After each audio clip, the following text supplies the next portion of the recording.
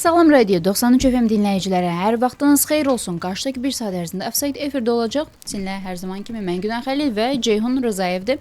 Salam Ceyhun, xoş gəlmisən. Xoş gördük Günay, mən də bütün dinləyiciləri və tamaşaçılarımızı salamlayıram. Bizim əynimizdəki bu geyimlər səncə payıza daha mı uyğun deyilmi? Yox? Bu aralar havalar soyuq keçir. İndi dünəndən bəri, dünən də yağış yağdı. Gördüm də axşam necə dolu düşdü hətta. Bu gün hava yaxşıdır. Havalara biraz aldanmaq lazım deyildi. Yəni bu aprel ayında günorta biraz hava isinir, temperaturu qalxır, amma səhər və axşam hava soyuq olur. Lakin bu havalarda əvvəlki günlərdə xüsusilə bir açıq havada sosial şəbəkələrdə gündəmdə olan bir video var idi. Elvin Cəfərquliyev hansısa bir məhəllədə uşaqlarla futbol oynayırdı, lakin elə bir şəkildə oynadı ki, o uşaqları sanki göndərdi ki, gedin Aybəla məktəbinizə. Mən baxdım orada rəy yazanlar deyirlər ki, Nərimanov ərazisində bir məhəllədə, amma çox qəşəng məhəllədir. Yəni orada futbol oynamağa imkan var. Qəşəng xoş görüntüdür. Yəni bir peşəkar futbolçunun uşaqlarla orada oynaması. Məncə uşaqlar da çox seviniblər ki, yəni Azərbaycanın ən yaxşı futbolçularından biri onlarla futbol oynayır. Bəziləri də orada yazırdı ki, get meydanda bunu eləyib, uşaqlarla bunu eləyirsən. Meydanda eləmir. Eləyir, amma o hərəkətləri eləmir axı meydanda. Sınamaq olar. Məncə diqqətləri daha da üzərinə cəlb etmək üçün Azərbaycanın biraz da kənarda diqqətlərinin üzərində olması üçün yoxlaya bilər, sınaya bilər. Bacarığı var. Digər tərəfdən isə bacarığı olub, belə deyək, başı olub oxumayan bir uşaq da var. Söhbət gedir Barselonadan. Dünən Çempionlar Liqasında, bəlkə də ümumilikdə La Ligada, Çempionlar Liqasında hazırda ən yaxşı formada olan top komandalardan biridir. Lakin artıq 11-ci ildir ki, Çempionlar Liqasını qazana bilmir, bilməyəcək. Bu niyə belə bəxtsiz komandadır Barselona? Baxırsan hər şey oynayır, maraqlıdır, çox qəşəng, cazibədar futbol göstərir. Amma nə bilim, Atletico həqiqətən də bir futbolun düşmənidir də bu komanda. Diego Simeone ilə Atletico Madrid futbolun düşmənidir. Bunlar özləri də oynamırlar, qarşısındakına da oynamağa imkan vermirlər. Düzdür, indi mən Simeone-ni də qınamıram. Barcelona ancaq bu futbolla, yəni anti-futbolla dayandıra bilərdin. Orada məsələn 3-cü qolu vura bilsəydi Barcelona, Fermin Lopez orada başdan Yamal əla bir ötürmə elədi. Başdan vurdu, qapıçı çıxartdı da. Orada zədələndən də, üzündən də futbolçu zədə aldı. O qol olsaydı, məncə Barcelona mərhələni keçərdi. Xeyli də şans oldu. Sadəcə vura bilmədilər. Görüş ümumilikdə 2-1 hesablı Barcelonanın qələbəsi ilə yekunlaşdı Madrid səfərində. Lakin ümumi hesabda 3-2 hesablı bir qələbəsi qazandı Atletico Madrid və mərhələni keçən tərəf oldu. Həmin qarşılaşmaya gəlincə oyundan əvvəl bir çox Barcelona tərəfindən xüsusilə bəzi fikirlər səsləndirilirdi. Əvvəlcə ilk oyun barədə deyilirdi ki, hakim bizim haqqımızı yedi.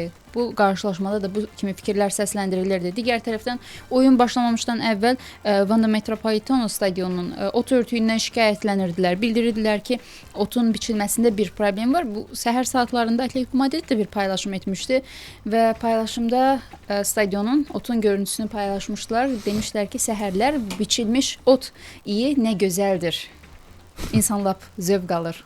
Yəni otun biçimində problem var, o var, bu var. Bunlar biraz detallardır və çox da məğlubiyyətə görə bu cür bəhanənin arxasına sığınmaq lazım deyil. Barcelona vurmalı da qollarını vura bilmədi, ona görə də mərhələni keçə bilmədi. Çox maraqlı bir statistikanı görmüşdüm sosial şəbəkələrdə ki, Cristiano Ronaldo Atletico Madridin, xüsusilə Diego Simeone'nin Atletico Madridinin dilini bilən 4 dəfə hat-trickə imza atıb və ondan başqa heç bir futbolçu hat-trick etməyib. Bir Juventusun heyətində, digər tərəfdən Çempionlar Liqasında, La Ligada Real Madridin heyətində. Yəni necə, yəni bu illər ərzində artıq üzərindən nə qədər vaxt keçib Juventusdan da çoxdan ayrılıb Ronaldo və bu müddətə qədər hələ heç bir futbolçu bu komandanın bir dilini tapa bilmir, bir ən azından dubldan daha çox qola imza ata bilmir. Yəni dünyada məsələn istənilən hücuma meyilli futbolçudan soruş, cavab verəcək ki, Atletico Madridə qarşı oynamaq istəmirəm. Çünki bunlar çox yaxşı müdafiə olunurlar, yaxşı müdafiə olunan komandadır.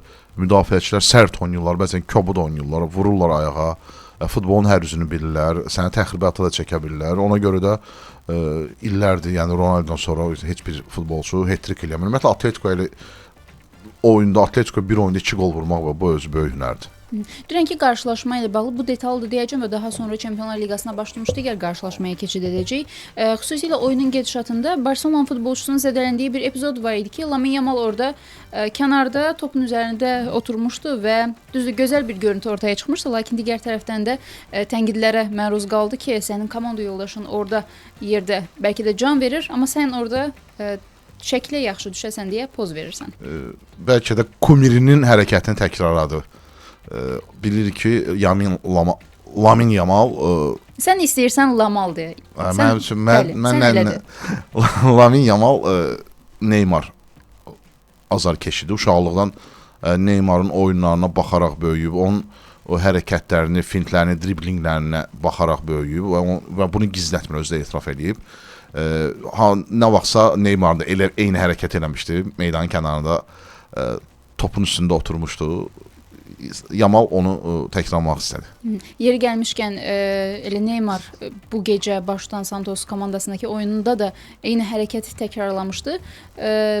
Çox maraqlı bir detal idi. Bu da həqiqətən də Kumirinin yenidən onun idealı olan, idealı hesab etdiyi həmin o futbolçunun həyatını, hərəkətini təkrarlaması. Və digər tərəfdən Çempionlar Liqasında 4-1 final mərhələsinin digər bir qarşılaşması Liverpool və PSG arasında baş tutdu. PSG qalib gəldi Liverpoola və Çempionlar Liqasında hazırda an etibarilə çempion olmağa layiq, namizəd olan əsas komandalardan biridir. Həqiqətən PSG elə bir ki, qoyduğu yerdən davam edirdi. Ötən mövsümdə yaxşı idilər, mövsümdə çox yaxşı oynayırlar Çempion Liqasında. Elə Liverpoolla ilk oyunda artıq məsələni həll eləmişlər 2 top üstünlüyü ilə. Burada da 2 top üstünlüyü. Dembele 2 gol vurdu. Yəni PSG-nin heyəti çox yaxşıdır. Bir də artıq komanda bir-birinə çox uyğunlaşır, futbolçular bir-birini yaxşı anlayırlar. Ona görə də yəni an etibarıyla belə görünür ki, ən Çempion Liqası qazanmağa bir nömrəli namizəd Paris Saint-Germain'dir. Bu gecənin qarşılaşmaları barədə verilişimizin son dəqiqələrində də danışacağıq. Ümumilikdə səs vermədə hansı komandaların qalib gələcəyini düşünürlər. Bu barədə də dinləyicilərimizin, izləyicilərimizin fikirlərini səsləndirəcəyik və keçid edə bilərik. Misri Premyer Liqasına bu həftə bizi maraqlı bir qarşılaşmalar gözləyir. 28-ci tur çərçivəsində oyunlardan biri keçiriləcək. Gəl ən maraqlılardan başlayaq. Qarabağ və Sabahdan start götürək. Düzdür. Turun düz mərkəzi qarşılaşmasıdır. Hamının diqqətləri digər bir qarşılaşmadan da savayı bu görüş üzərində olacaq. Qarabağ Sabah görüşündən bu dəfə nə gözləmək olar? Bu dəfə yaxınlarda kubok maçında qarşılaşdılar və son 10 il azarkeş rekordu qırıldı. 21 min azarkeş gəlmişdi. Mən elə başa düşürəm ki, bu dəfə də 20 min üzərində azarkeş gələr. Bəlkə də yeni rekord təkrarlanar. Çünki Qarabağ bilirik ki, azarkeşlərin stadiona cəlb edilməsi üçün kampaniya başlayıb, fanshopdan köynək alan, həmin o köynək ilə oyuna pulsuz daxil ola bilər. Üstəlik köynək alanda üzərində şərf də verəcəklər. Üstəgəl formalara səhv eləmirəmsə 10% də endirim var. 10% endirim var. Yəni Qarabağın fanshopu hamımız bilirik də hardadır. Bulvarda yerləşən ticarət mərkəzinin 2-ci mərtəbəsində. Yəqin ki, Sabah da azarkeşlərlə bağlı ciddi iş görür. Onlar da istəyərlər ki, daha çox azarkeşlər tribunada təmsil olunsunlar. Bu belə. Nə gözləyirik? 10 xalara da fərq var.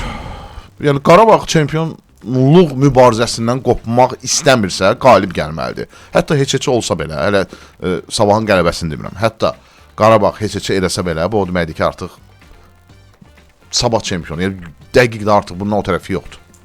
Sən düşünürsənmi ki, bu qarşılaşmada Sabah və yaxud da Qarabağ tərəfindən hər hansısa bir futbolçu oyunun ən yaxşısı ola bilər? Bütün yükləri öz üzərinə götürəcək. Kimdən qol gözləmək olar? Kim oyunu çevirə bilər? Sabahda əlbəttə ki, bu məncə əsas futbolçu bu olacaq. Veljko Simic oyunu aparan futbolçudur, lider futbolçudur. Yəni bu dəqiqə komandanın əsas liderlərindən biri Veljko Simicdir. Qarabağda Leandro Andrade ortaya çıxa bilər. Bir də ki, Kadi Borges. Kadi Borges'ı son oyunlarda gördük ki, yavaş-yavaş formasını yığır. Bu komandaların arasında başdan görüşlərdən birində dava düşmüşdü məşqçilər arasında. Görəsən bu dəfə də bir gərginlik yenə olacaqmı, yoxsa necə bir qarşılaşma gözləyə bilərik? Mən ümid edirəm ki, heç bir gərginlik olmaz. Açığı inanmıram. Çünki bundan əvvəlki həmin o dava düşən oyunda xal fərqi də çox yaxın idi bir-birinə. İndiki qədər belə aralanmamışlar. İndi artıq 10 xallıq fərq var. Ona görə mən düşünmürəm ki, nəsə bir ciddi insident olsun. Son qarşılaşmada Sabah Zirəyə qarşı maçda əslində xal itirmişdi. Sabahın bir qədər xalları açdığı üçün, aranı açdığı üçün rahatlaşdığını demək olar? Yox, məncə rahatlaşmayıb. Sadəcə milli komanda ilə bağlı yaranan o fasilə sanki Sabahı biraz əleyhinə işləyib. Komanda çox yaxşı gedirdi. Sanki biraz ritmdən düşüb. Həm də ki bir şey var da, bax, Sabah çempionatın ikinci, üçüncü turundan sonra ardıcıl əla bir seriya yaxalatdı. Yəni neçə tur məğlubiyyətsiz irəliləyir o vaxtdan bəri. İkinci turdan bəri. Bəli, ikinci turdan bəri. Cəm çox az heç eləyib. Mövsümün 70%-ni komanda əla keçirdi. Bütün komandalarda mövsüm ərzində hansısa bir dönəmdə, periodda müəyyən bir eniş olur. Sanki Sabahın enişi də indiki dövrə təsadüf elədi. Düzdür, komanda yenə uduzmur. Qalib gəlir, qalib gəlməsə heç eləyir. Amma nisbətdən əvvəlki ilə müqayisə nisbətdə görsən ki, bir balaca o eniş var. Amma xal fərqi o qədər çoxdur ki, Qarabağla da bu eniş qorxusu yoxdur, mən elə başa düşürəm. Ceyhun, musiqi və reklam faizəmiz olacaq. Daha sonra müzakirəmizə qaldığı yerdən davam edəcək. Dinləyicilərimiz, dalğanı dəyişməsinlər. Salam Radio 93 FM-də qalın. Misli Premyer Liqasının 28-ci turu çərçivəsində Qarabağ Sabah görüşü barədə danışdıq və digər maraqlı, səbirsizliklə gözlədiyimiz görüşlərdən biri Zirə və Neftçi komandaları arasında baş tutacaq. Bu görüş xüsusilə Avrokuboklara getmə yolunda çox vacibdir. Hər iki komandanın xal fərqi cəmi 1-ə bərabərdir. Zirə 44 xalla turnir cədvəlinin 4-cü, 43 xalla Neftçi 5-ci yerində qərarlaşıb. Dördüncülük uğrunda mübarizə də adlandıra bilər bu maçı. Artıq Neftçi 5-ci pillədədir və 4-cü pillədəki Zirədən bir xal geri qalır. Bu oyunun əhəmiyyəti o qədər böyükdür ki, hər iki komanda üçün. Neftçi çox əla formadadır. Açığın danışaq ki, Neftçi oyundan oyuna artırır. Zirə isə bildik ki, çox möhkəm komandadır.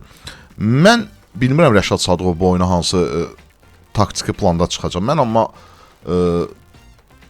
10 yerində olsaydım, təbii ki, ola bilmərəm. Fərz edin, 10 yerində olsaydım, ötən tur Sabaha qarşı oyun anlayışından da bu oyunda meydana çıxardım. Yəni, Zirə bu mövsüm ilk dəfə Sabahla maçda meydana 5 müdafiəçilə çıxmışdı. 5-4-1 sxemi ilə. Çünki biz bilirik ki, Zirə 4-2-3-1 oynayan komandadır. Mən Rəşad Sadıqov yerində olsaydım, yenə 5-4-1-dən çıxardım. Nəyə görə? Neftçinin oyun anlayışı elədir ki, topu götürən kimi bütün 3-4 nəfər hamı irəli şığıyır. Mərkəz hücumçusu Vargas oynadılar. Vargas'ı gizli 9 nömrədir, gizli hücumçudur. O mərkəz müdafiəçisini özü ilə cinaha aparır və mərkəzdə yaranan boşluğa Neftçinin arxadan gələn futbolçuları, dayaq yarı müdafiəçiləri ora daxil olurlar. Emil Səfərovdur, Emin Mahmudovdur. Orada boşluqlar tapırlar. Ona görə o boşluğu verməmək üçün mərkəzi Zirə bu oyunda 3 mərkəz müdafiəçisindən oynamalıdır. Bu mənim təbii ki fikrimdir. Ceyhun, Rəşad Sadıqovun ümumilikdə Avrokuboklarda Zirə ilə bir performansına baxsaq, karyerasına baxsaq, düşünürəm ki, potensialı var ki, gələcəkdə Avrokuboklarda bir qrup mərhələsinə düşsün. Bunun hansı ildə olacağını təxmin etmək bir qədər çətin olar. Lakin bu səncə Zirə komandası ilə başlar, yoxsa gələcəkdə karyerasını Azərbaycanın başqa bir komandasında davam etdirsə gerçəkləşər? Avrokuboklarda uğur qazanmaq üçün qrupa, yəni əsas mərhələyə düşmək üçün biraz daha Zirə artırmalıdır, biraz daha büdcəsi artır. Biz bilirik ki, Zirənin bəlli bir büdcəsi var və o büdcə ilə də indiki şərtlər altında Avropada qrup mərhələsinə, əsas mərhələyə düşmək biraz xəyal kimi görünür. Çox çətindir. Yəni hətta mümkünsə bərabərdir.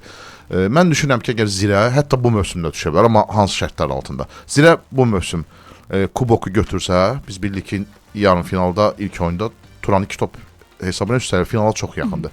Zirə finala çıxsa, finalda qalib gəlsə, Avropa Liqasından başlayacaq. Avropa Liqasından başlayan komanda da məğlubiyyət halında belə mübarizəni Konferans Liqasına davam elətdirir. Zirə Avropa Liqasından mübarizəyə başlasa, biraz büdcə artsa, biraz 2-3 yaxşı futbolçu yayda komandaya cəlb olunsa, mən düşünürəm ki, Zirə Konferans Liqasının əsas mərhələsinə düşə bilər bu mövsüm. Və Neftçi komandasına gəlincə, cari mövsüm birdən işdə Avrokuboklarda iştirak eləyə bilməsələr, növbəti mövsüm yəqin ki, artıq klub Yuri Vernidubla yenə də yollarını davam etdirməyi düşünürlər. Mən bilən, bəli, Neftçi Vernidubla davam etmək istəyir, etməlidir də. Çünki Vernidubun komandaya gələndən sonra futbolçuların o inkişafı, komandanın oyun planında inkişafı, göz oxşayan futbol oynaması bu danılmaz faktdır. Hər kəs bu dəqiqə, yəni bu gün kim desə ki, Neftçinin oyunu bəyənmirəm, o yalan danışır. Neftçi həqiqətən də yaxşı futbol oynayır. Amma Vernidub gələn mövsüm Neftçidə qalmaq istəyərmi və ya yəqin ki, onun da bir şərtləri olacaq, biraz ola bilsin müqavilə ilə ona çatacaq pulda artım istəyəcək. Amma gedişat onu göstərir ki, Vernidub gələn ildə Neftçidə qalacaq və məncə də qalmalıdır. Neftçidə əgər baş məşqçi vəzifəsindən danışırıqsa, xüsusilə qeyd etmək olar Samir Abbasovun CBC Sporta müsahibəsinin açıqlamasına dünən yayımlandı, səhv eləmirəmsə, və həmin açıqlamasında bildirdi ki, Neftçidən ayrılandan bəri bu komandanın oyunlarına baxmayıb, izləməyib. Yox, deyib ki, tam baxmamışam da, yəni 90 dəqiqə baxmamışam.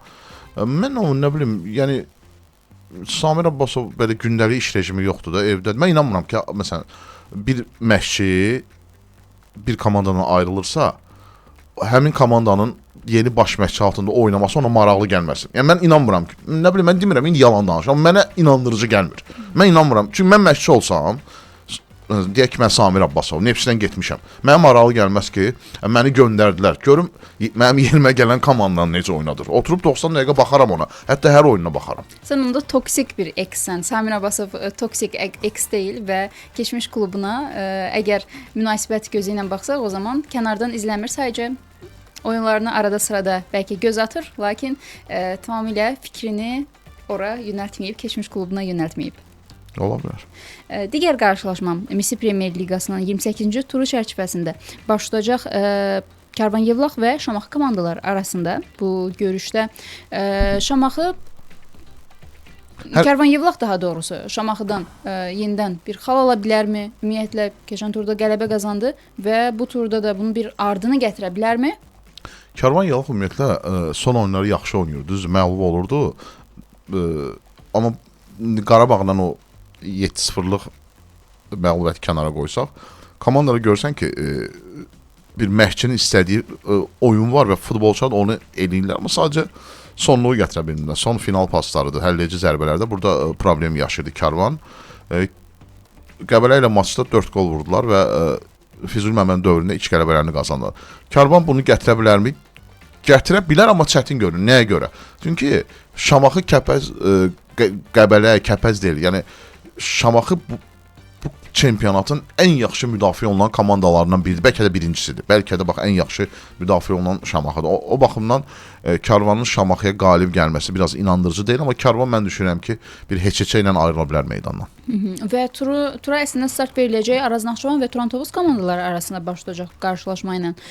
Bu görüşdə necə? Mövsümün əvvəlində bəlkə də Araz Naxçıvanın adını çəkmək olardı ki, sonda Avrokuboklara gedəcək, yenidən mübarizə aparacaq komandalar sırasında olsun, lakin indi həddindən artıq uzaqdadır, yəni mümkün deyil. Digər tərəfdən isə Turan Tovuz vacib xallarını qazanmaq istəyir Avrokuboklar üçün. Mən düşünürəm ki, bu maçda Turan qalibi gələcək. Niyə görə? Çünki Arazın müdafiəsində problem var. Tək məsələ sırf müdafiəçilərdən deyil. Ümumiyyətlə kollektiv müdafiədə problem yaşayır və Turan o boşluqlardan istifadə edib gol vuracaq. İri hesab olmaz. Yəqin bir top fərqi ilə Turan böyük ehtimal burada qalib ayrılacaq bu maçda. Və turun digər qarşılaşması, son iki qarşılaşması Kəpəz və İmişli komandalar arasında baş tutacaq. Bu görüş barədə təxminlərin necədir? Bu çox maraqlı bir oyun olacaq. Kəpəz çünki ardıcıl 2 oyun məğlub olub. Məğlubiyyət olanda da həmişə atmosfer korlanır. Komanda daxilində söz-söhbətlər başlayır. Rəhbərlik məşqçidən soruşur ki, niyə uduzmuşuq? Məşqçinin rəhbəriyə yəqin ki, öz cavabı olur. Yəni hamı başlayır müqəssir axtarmağa, təqsirkar axtarmağa. Bu deyir təqsir səndədir, bu deyir günah səndədir. Ona görə aydın məsələ Kəpəzdə atmosferi yaxşı deyil. İmişli isə yaxşıdır, gedir. Komanda 9-cu pillədədir. Mən düşünürəm ki, bu maçda ən real nəticə heç-heçə kimi görünür. Bu İmişli komandası ilə bağlı sosial şəbəkələrdə keçən bir video barədə fikirlərini almaq istəyəcəm. Quba klubu tərəfindən, Quba klubunun CEO-su səhv eləmirəmsə bir paylaşım etmişdi. Quba stadionunda, arenasında qapı torunun cırılması ilə bağlı və İmişli klubu bunu çıxış yolu olaraq torları bir-birinə bağlayaraq bir çarə görüb bununla bağlı bir paylaşım etmişdilər ki, Premyer Liqa klubu adi bir toru dəyişdirmir. Daha sonra İmişli klubu da bir bəyanat açıqlama yaydı, bildirdi ki, bizim müqaviləyə görə icarədar həmin stadionda yaşanan problemləri həll etməlidir. Ümumi bu hadisəyə reaksiyan necədir? Əslində burada İmiş tərəfi haqlıdır. Mən stadiondan istifadə edirəm və böyük məbləğdə pul ödəyirəm də. Yəni söhbət 50-100 manatdan getmir. Bir neçə min manatdan söhbət gedir. Bir oyunun icarə haqqı bir neçə min manatdır Azərbaycanda. Pul verirəmsə sən tablo ilə də təmin etməlisən stadionu. Bu qapı torları yerində olmalıdır, künc bayraqları yerində olmalıdır. Stadionun sulanmasına da sən baxmalısın. Hər bir şey yəni stadion rəhbərliyi eləməlidir. Yəni burada İmişli haqlıdır. Sonuncu qarşılaşma isə Sumqayıt və Qəbələ komandaları arasında baş tutacaq. Bu qarşılaşmada biz necə bir təxmin etmək olar? Qəbələ outsiderliyə əsas namizədlərdəndir. Sumqayıt üzərində qələbə qazanaraq uzaqlaşmağa çalışa bilərmi? Bəli, hər iki komandanın vəziyyəti yaxşı deyil. Sumqayıt kubokda daxil 11 oyunda qalib gələ bilmir. Qəbələ də son oyunda Karvana iri hesabla məğlub oldu. Üzr istəyirəm, Qəbələ Kəpəz məğlub oldu. Qəbələyə də mütləq xallar lazımdır. Çünki komanda artıq outsider Karvandan cəmi 8 xal öndədir və ümumiyyətlə 11-ci olan 1-ci liqa təmsilçisi ilə 1-ci liqanın ikincisi play-off oynayacaq. O play-offdan qaçmaq üçün Qəbələ heç olmasa çempionatı 10-cu pillədə tamamlamalıdır. Bu baxımdan əlbəttə ki, şansdır. Mən düşünürəm ki, bu oyunda da yəni hər üç nəticə qeydə alına bilər də. Çünki Qəbələ də bəlli deyil, oyunu alınanda, qollarını vuranda qalib gələ bilər. Sumqayıtda da baxırsan ki, komanda daxilində hiss olunur ki, müəyyən problem var. Məşqçi ilə futbolçular arasında, bəlkə də məşqçi ilə rəhbərlik arasında bunu bilmirik. O baxımdan Sumqayıta da qələbə lazımdır ki, axır ki bir 11 oyundan sonra bir azarkeşləri sevindirə bilsinlər. Birinci liqada ola bilsin ki, ya Baku Sporting, ya Mingəçevir ilə qarşılaşa bilər. Yəni digər komandaların da əslində şansları var. Səbail ola bilər. Bəli, Səbail də ola bilər. Düşünürsənmi ki, Misli Premyer Liqasında 11-ci yerdə qərarlaşan bir komanda 1-ci liqanın 2-ci yerində qərarlaşan komandaya məğlub olmaq yenə potensialındadır və yaxud da 1-ci liqa komandası qalib gəlmək potensialındadır. Çünki yəni fərqlər açıq-aşkar göz qabağında olur. Play-off əgər 2 oyundan ibarət olsaydı, mən deyərdim ki, 1-ci liqa təmsilçisinin play-offda 1% da şansı yoxdur. Yəni sıfırdır. Şansı yoxdur. Keçməyə, udmağa. Amma oyun bir oyundan ibarətdir deyən play-off matçı. Bir 5% ardasa şans var. Şans var ki, rəqibin oyunu alınmaz, şansdan istifadə edilməli. Rəqib bəlkə ola bilər oyunun əvvəlində bir qırmızı vərəqə alar, sən say çoxluğunda olarsan. O əsas əlavə vaxtda heç bitirib oyun sonrası penaltilərə gedə bilərsən. Yəni 5%, bəlkə də bir 10%-ə qədər şans var. Amma təbii ki, qüvvələr nisbəti qeyri-bərabərdir.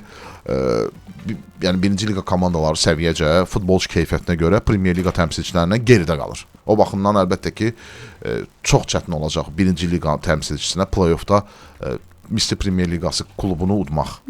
Və Çempionlar Liqası ilə davam edə bilərik. Bu gecə 4-1 final mərhələsinin sonuncu cavab oyunları, qarşılaşmaları keçiriləcək.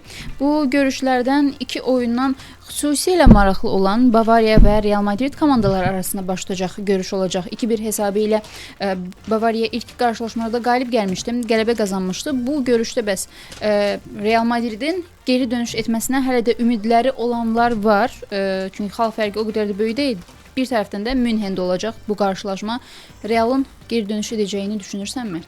Çətindir əlbəttə ki, ilk oyunda məğlub olublar, amma Realdır da bu, yəni hər şey eləyə bilər. Ulduz futbolçuları var, Vinicius Junior, Mbappé, Arda Güler çox istəyirik, yaxşı oynasın, Federico Valverde, çoxdur da, ulduz o qədər çoxdur ki Real Madriddə. Ulduzları çoxdur, lakin İşıq vurmurlar ulduzlar, işıq saçmırlar. Bir tərəfdən də ulduz, necə deyək, onların bir başında böyüyü olmalıdır, bir baş məhçi olmalıdır.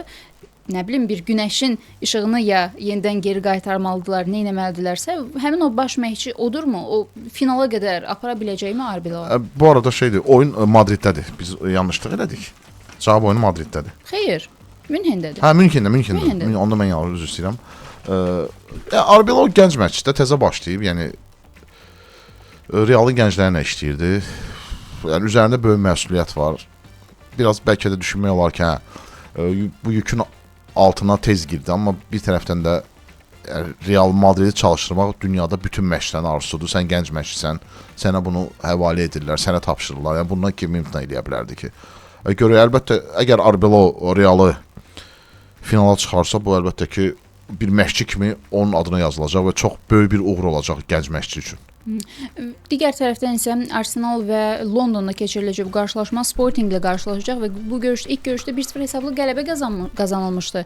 Bir Sportingin Arsenal kimi top formada olan Premier Liqada çempionluğa namizəd komanda üzərində qələbə qazanması, mərhələ keçməsi mümkün olar? Mən yox, real görmürəm, inandırıcı deyil. Çünki Arsenal səfərdə Portuqaliyada qalib gəldi. Burada da öz meydanında inanmıram ki, artıq növbəti mərhələni əldən versin. Arsenal Sportingi keçəcək. İstəyərdim ki, sosial şəbəkə səhifələrimizdə, Telegram kanalımızda izləyicilərimizin səs verməsini səsləndirim ki, hansı komandaların bu gecə Çempionlar Liqasında qalib gələcəyini düşünürlər. Real Madrid Bavariya qarşılaşmasında təbii ki, görüşün nəticəsi heç-heçə də ola bilər. Heç-heçəyə 3% inanır. Digər tərəfdən Real Madridin 40% inanırlar ki, Çempionlar Liqasında qələbə qazana bilər və üstünlük isə Bavariyadadır 57%-lə və digər tərəfdən isə bunu qeyd etmək olar ki, Real Madrid azarkeşləri düşünürəm ki, kifayət qədər çoxdur, lakin belə görünür ki, özləri belə inanmırlar ki, Real mərhələni keçə bilər. Eyni zamanda Manchester City ilə həmin qarşılaşmada da Reala inananlar yox idi, lakin hamını təəccübləndirdi, gözlənilməz bir şəkildə 4-1 finala adlamış oldu. Digər tərəfdən isə Arsenal və Sporting qarşılaşmasında isə burada 88% səslə Arsenalın üstünlüyü görsənir və digər tərəfdən Sporting 12% olaraq qeyd olunub və Arsenal da mərhələni keçəcəyini düşünür izləyicilərimiz. Və digər tərəfdən isə istəyərdim ki, bir qədər futboldan birazca uzaqlaşaq və basketbolla davam edək. Çünki 4-1 final mərhələsinin də qarşılaşmaları keçirilir Azərbaycan Basketbol Liqasında. Bizi bir çox maraqlı qarşılaşmalar, gözlənilməz nəticələr izlədik. 4-1 final mərhələsi çərçivəsində bunlardan biri Ordunun Gəncəyə qalib gəlməsi oldu, NTD-nin Neftçinin məğlubiyyətə uğratması oldu və digər tərəfdən isə Abşeron Lions və Sabah komandaları da müvafiq olaraq Şəki və Naxçıvan üzərində qələbələr qazandılar və cavab oyunları keçiriləcək sabah və birisi gün 16 və 17 aprel tarixlərində. Ümumilikdə nə düşünürsən? Azərbaycan Basketbol Liqasında 4-1 final mərhələsində sürpriz olacaq bir... İnanmıram sürpriz olsun. Çünki seriya biz bilirik ki, bir neçə oyundan ibarətdir. O seriyada bəlkə zəif komanda bir qələbə qazana bilər. Amma mən, məsələn, inanmıram ki, favoritlər büdüləsinlər də. Yəni, onlar keçəcəklər mərhələni. Mən elə düşünürəm. Ceyhun, istəyirsən bu 4-1 final mərhələsi çərçivəsində maraqlı bir fakt deyim. Azərbaycanlı cəmi 2 baş məşqçi var ki, 4-1 final mərhələsində komandalara baş məşqçilik eləyir. Bunlardan biri NTD-nin çalışdırıcısı, eyni zamanda Azərbaycan Milli Komandasının baş məşqçisi Tahir Baxşıyevdir. Digər tərəfdən isə Ordunun bir 32 və yaxud da 33 yaşlı bir baş məşqçisi var, Polad Həsənovdur. Və maraqlıdır ki, bu qədər əcnəbi baş məşqçilərin içində Azərbaycanlı mütəxəssislərin hər ikisi ilk oyunlarda qalib gəldi. Düz cavab oyunlarında necə bir nəticə qeydə alınacaq, geri dönüş ola bilər təbii ki, Nəfçinin, eyni zamanda Gəncənin də gücünü kiçiltmək olmaz. Top komandalarımızdandır liqada. Bizdə demək Sabahda Litvalı baş məşqçidir.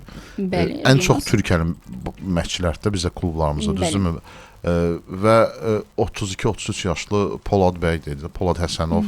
Belə bir məşqçinin rəhbərliyi altında komandanın qalib gəlməsi əlbəttə sevindiricidir ki, bizdə də artıq gənc nəsil məşqçilər yetişir basketbolda. Düzdür, Tahir Baxşıyev qocaltmır, amma Tahirin yaşı təxminən 40-45-ə yaxındır. Yəni Tahir Baxşıyev artıq təcrübəli məşqçi saymaq olar, çünki illərdir məşqçilik eləyir, amma gənc məşqçi 32-33 yaşında özünü göstərə bilirsə, bu əlbəttə ki, basketbol adına sevindiricidir ki, bizdə gənc nəsil məşqçilər yetişir.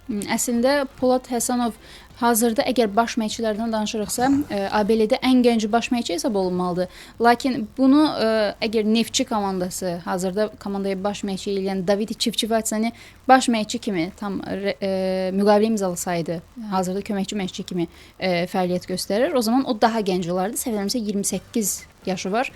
Lakin Hələ ki Neftçinin bir fikri yoxdur ki, bir uzun müddətdir ki, bu mütəxəssislə baş məşqçilik eləsin. Çünki komandada bir gəlib gedən mütəxəssislər olur, lakin Çivçivasi qalır.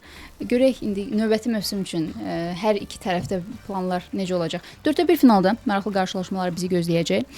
16 aprel tarixində Gəncə və Ordu komandaları üzə gələcək. Gəncədə keçiriləcək bu qarşılaşma. Eyni zamanda Entdi və Neftçi üzə gələcək. Görəcəyik ki, ilk qarşılaşmalarda xüsusilə elə 16 aprel tarixində bu oyunlarda gözlənilməsi nəticələr qeydə alınmışdı. İlk oyunlarda, cavab oyunlarda necə bir nəticələr olacaq və digər tərəfdən isə Abşeron Lions Şəki ilə qarşılaşacaq, cavab oyununa çıxacaq və Naxçıvan da Sabahla qarşılaşacaq. Bir sözlə 4-1 final mərhələsində bizi maraqlı qarşılaşmalar gözləyir. Maraqlı gözləyir. Finalda basketbol sevərlər getsinlər, zal, onsa gedirlər basketbol sevərlər. Amma mən istəyirəm biraz daha çox neytral azarkeşlərdir. Mən əminəm ki, məsəl üçün ki, basketbola zalda bir dəfə baxan insan yenə gedəcək, əminəm. Mən bunu özümdən nümunə göstərə bilərəm. Baba, əminəm, yəni televizor, gənc nəsil. Bəli, baba, televizorda da düzdür maraq, amma zaldakı o parketin səsini eşidirsən, o krasovkanın, ayaqqabının parketə gedərkən cırt-cırt səsi, topun parketə dəyəndən sonraki o eşidilən səs, atışlar, yəni o atış atarkən top səbətin içinə daxil olanda o torun süzülüb parketə dəyir o səs. Yəni basketbol çox sehirli, baxımlı idman növüdür. Mən çox istəyirəm və tövsiyə edirəm ki, xüsusən valideynlər öz az yaşlı övladlarını götürsünlər, aparsınlar. Uşaqlarda indidən bu idman növünə maraq yaransın. Bəli.